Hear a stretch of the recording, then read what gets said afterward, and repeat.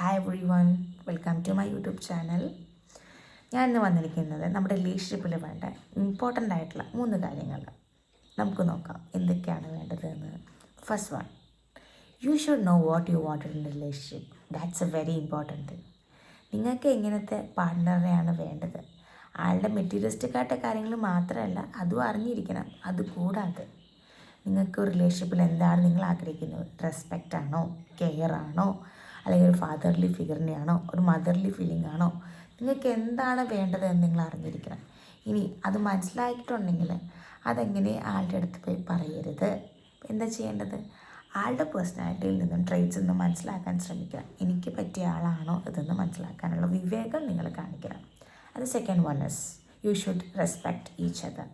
രണ്ടുപേരുടെ ഇൻഡിവിജ്വാലിറ്റീസ് ഉണ്ട്, അത് റെസ്പെക്റ്റ് ചെയ്യുക തന്നെ വേണം. ആ പേഴ്സണാലിറ്റീനെ നമ്മൾ ഒരിക്കലും മാറ്റാനായിട്ട് ശ്രമിക്കരുത്. ഓരോരുത്തരും അങ്ങനെയാണ്. ഇപ്പോൾ നമുക്ക് പറ്റിയ പേഴ്സണാലിറ്റി അല്ല, നമ്മൾ ആഗ്രഹിക്കുന്ന പോലത്തെ പേഴ്സണാലിറ്റി അല്ല എന്ന് തോന്നുവാണെങ്കിൽ ആളെ മാറ്റാനല്ല ശ്രമിക്കേണ്ടത്. നമ്മൾ ആഗ്രഹിക്കുന്ന പോലത്തെ പേഴ്സണാലിറ്റിയുള്ള ആളെയാണ് കണ്ടുപിടിക്കേണ്ടത്, കേട്ടോ. തിരിച്ചും അങ്ങനെയാണ്. ഒരു റിലേഷൻഷിപ്പ് ആയിട്ടുണ്ടെങ്കിൽ അങ്ങോട്ടും ഇങ്ങോട്ടും റെസ്പെക്റ്റ് ചെയ്യണം. അവർ ഇൻഡിവിജ്വാലിറ്റി റെസ്പെക്റ്റ് ചെയ്യുക തന്നെ വേണം.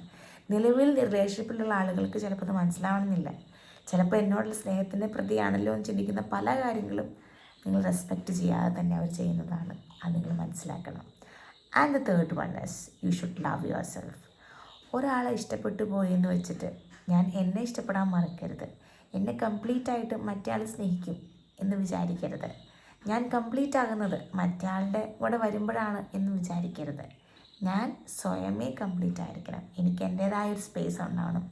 എനിക്ക് എൻ്റേതായൊരു ഹാപ്പിനെസ് കണ്ടുപിടിക്കാനുള്ള ഒരു മാർഗ്ഗം ഉണ്ടാവണം. എനിക്ക് ഹോബീസ് വേണം, എനിക്കൊരു പാത വേണം, ഒരു ജേണി വേണം. അല്ലാതെ കംപ്ലീറ്റ്ലി നമ്മൾ ബ്ലെൻഡായി പോകരുത്. അവർക്കും അവരുടേതായ ഒരു പാതയുണ്ട്, ഒരു ജേണിയുണ്ട്, ഒരു പേഴ്സണാലിറ്റി ഉണ്ട്. അത് നിങ്ങൾ മനസ്സിലാക്കണം. സോ ഇൻഡിവിജ്വലി നിങ്ങൾ ഹാപ്പി ആയിട്ട് തന്നെ ഇരിക്കണം.